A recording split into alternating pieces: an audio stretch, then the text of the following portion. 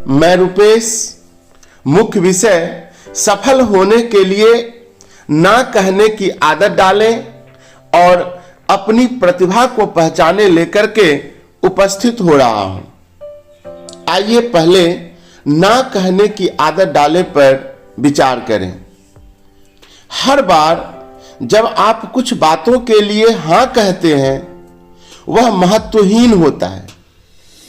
आप किसी चीज के लिए ना कहें तो वह महत्वपूर्ण हो जाता है। यस सर, यस मैडम, है ना, यस भैया, ये सब कहने से कुछ महान काम नहीं होता। ना कहना भी बहुत अच्छा और मूल्यवान होता है। यहां पर अशिष्ट होने वाली कोई ऐसी बात नहीं होती है कि आप ना कह देंगे तो आप अशिष्ट या शिष्टाचारी नहीं होंगे, ऐसा कुछ भी नहीं है। आप परख करके उन बातों पर ना कहना भी सीखिए। उस दोस्त या साथी को ना कहें जो सिर्फ गपशप करने के लिए आपके यहां कॉफी चाय नाश्ता पर मिलना चाहते हैं या कहीं भी।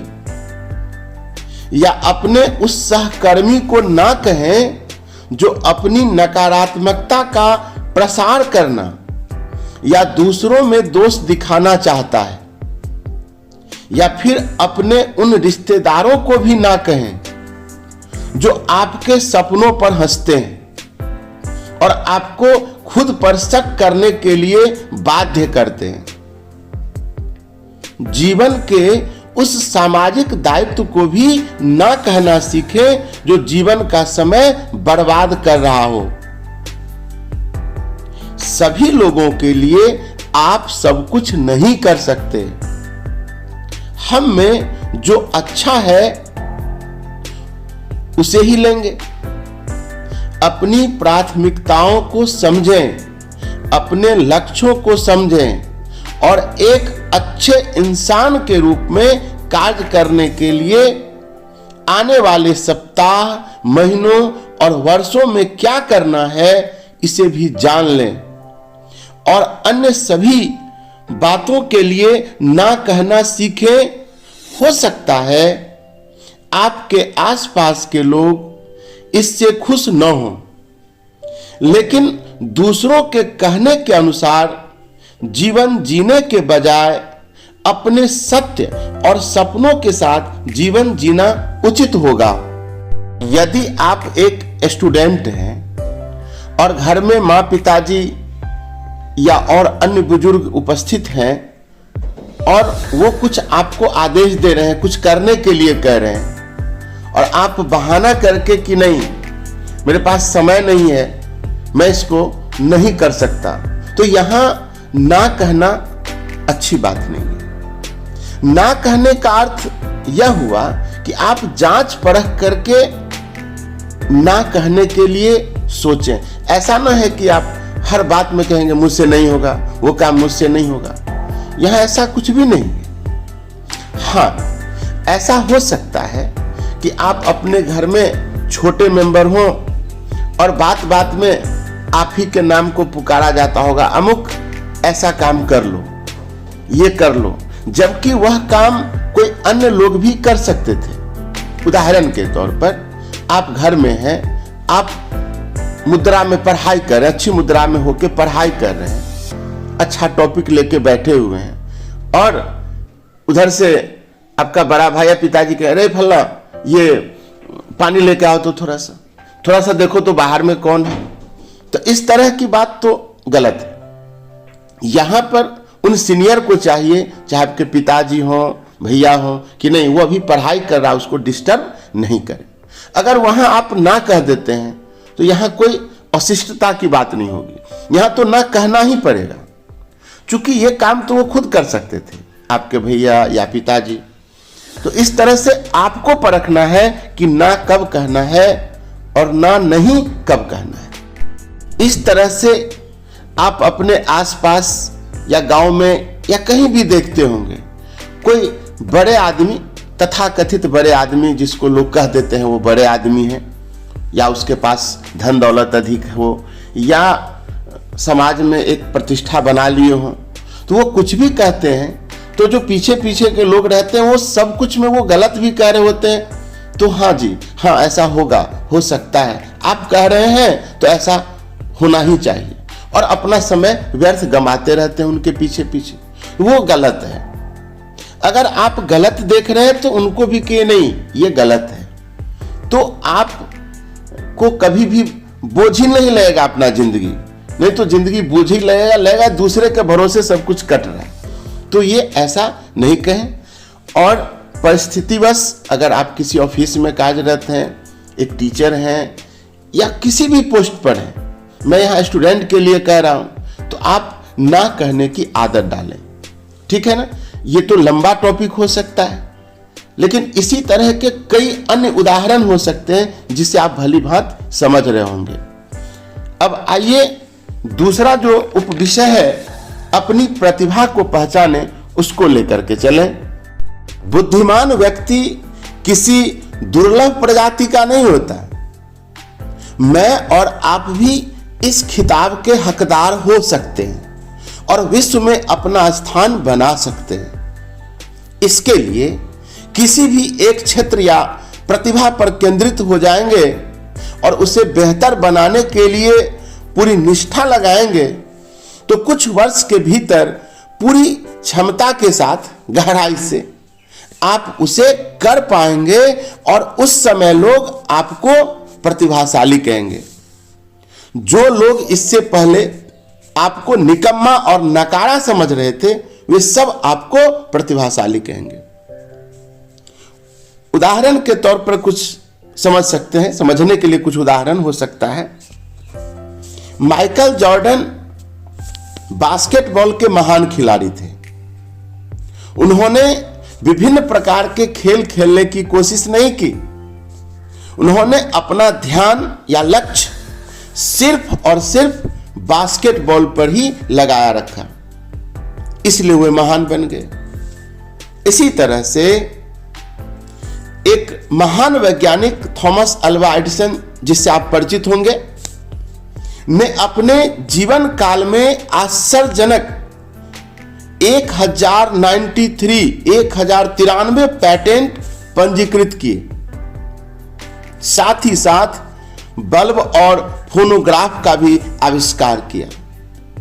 हम लोग जीके जीएस में पढ़ते हैं कि बल्ब का आविष्कारक कौन है, तो थॉमस अल्वा एडिसन कह देते हैं, एडिसन शॉर्टकट में कह देते हैं। जब वह कौन एडिसन स्कूल में था, तब उसकी शिक्षिका ने उसे धीमी गति से सीखने वाला बच्चा करार दिया था। उसने वह बात नहीं सुनी और वह सफल हो गए। उन्होंने कभी एक महान व्यापारी, एक महान कवि और एक महान संगीतकार बनने की कोशिश नहीं की। उन्होंने सिर्फ अपने आविष्कारों पर ही जोर दिया। हर दिन वह बेहतर करने की कोशिश करते गए और उन्होंने समय को अपना जादू चलाने का मौका दिया। प्रतिभा उनके पास दस्तक देते आई। इस तरह से कह सकते हैं कि एडिसन ने अपनी प्रतिभा को पहचाना और लोगों के कहने पर अपने में भटकाव नहीं लाया और वो काम करते चले गए। ढेरों असफलताएं मिलने के बावजूद वे सफल रहे। पाब्लो पिकासो की कहानी तो आपने सुना ही होगा। पिकासो जो बहुत बड़ा पेंटर, चित्रकार थे। एक दिन एक महिला ने उन्हें बाजार में देखा और एक कागज का टुकड़ा निकालकर वह उत्साहित होकर चिल्लाई, श्री पिकासो, मैं आपकी बहुत ही बड़ी प्रशंसक हूं। क्या आप मेरे लिए एक छोटा ड्राइंग बना सकते हैं? पिकासो ने खुशी से उसकी मांग पूरी करते हुए उसके द्वारा दिए कागज पर एक ड्राइंग बना दिया। उसे कागज वापस देते हुए वे मुस्कुराते हुए, किसने? पिकासो ने कहा, किससे? उस महिला से, इसकी कीमत लाखों डॉलर है। किसकी? जो उसने ड्राइंग बना के दिया। इस पर उस महिला ने कहा, इस छोटे से ड्राइंग के लिए आपको सिर्फ 30 सेकंड लगे और इसकी इतनी कीमत। पिकासो हंसा और उसने कहा, इस 30 सेकंड की महान कृति को बनाने के लिए मुझे 30 वर्ष लग गए।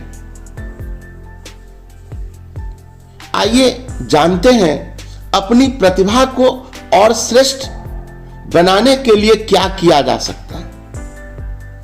अपनी प्रतिभा को पहचानिए कि मैं क्या कर सकता हूं और पागलों की तरह उसके लिए काम कीजिए। यह पागलों की तरह मतलब बिल्कुल जोर शोर से काम कीजिए। निजी नेतृत्व कौशल का सबसे महत्वपूर्ण तत्व है आत्म जागरूकता। पहचानिए कि आप में कौन सी महान प्रतिभा है, उस क्षमता को दूसरों पर प्रतिबिंबित करें, छाप छोड़ें ताकि वह आपकी प्रशंसा करने लगे। उन क्षमताओं को पहचानिए जो आप में मौलिक रूप से हैं। ऐसा नहीं कि किसी के दिखावे में आकर के, बहकावे में आकर के आपने वही काम करने का निर्णय ले लिया हो, ऐसा नहीं। और जो आसानी से आपसे प्रवाहित हो रही है उसका चुनाव कीजिए। शायद आप बहुत अच्छे लोगों के साथ संवादक बन सकते हो, या आप में लोगों से जुड़ने की कला हो, या हो सकता है आप में ऐसी विशेष प्रतिभा हो जो काम को कार्यान्वित कर उसे पूरा कर सके। खुद की प्रतिभा को पहचाने और उसका विकास करें। अपनी प्रतिभा पर केंद्रित होकर प्रतिदिन उसमें सुधार लाने की कोशिश करें और उसे वक्त दें। आज से ही आप अपनी रुचि की क्षेत्र में प्रयास करना शुरू करें। चाहे आप एक छात्र हो, नायक हो, किसान हो, नेता हो, शिक्षक हो, कोई भी हो, देखिएगा 3 से 5 वर्ष में लोग आपके बारे में लिखना शुरू कर देंगे और आपको प्रतिभाशाली वे सभी लोग कहने लगेंगे जो अभी तक निकम्मा समझ रहे थे, और आपकी प्रशंसा करना शुरू कर देंगे। और चिंता मत करें, मैं भी आपका प्रशंसक बन जाऊंगा यदि आप सही प्रकार से खरा उतरेंगे तो इस तरह से आपको मैंने लेके कहा कि सफलता के लिए या सफल होने के लिए ना कहने की आदत डालें और अपनी प्रतिभा को पहचानें। तो अंत तक सुनने के लिए बहुत बहुत धन्यवाद। आप स्वस्थ रहें और अपना ख्याल रखें। और अगर आप कोई भी हो, स्टूडेंट हो या कोई भी हो, तो इसको सुनते रहिएगा। और मेरे चैनल पर अगर आप नए हैं तो सब्सक्राइब कर देंगे